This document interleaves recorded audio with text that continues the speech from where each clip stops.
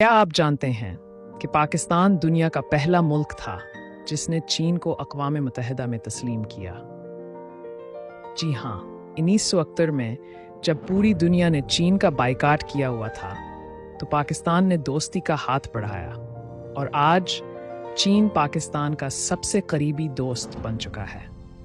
इसी दोस्ती की बुनियाद पर चीन ने पाकिस्तान में सीपैक यानी चाइना पाकिस्तान इकोनॉमिक कॉरिडोर का आगाज किया, जिसके फायदे हमें आज भी मिल रहे हैं। नई सड़कें, सनअतें और रोजगार के मौका।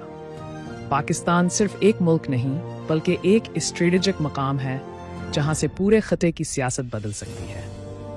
लेकिन क्या ये सब हमें स्कूलों में पढ़ाया गया? नहीं।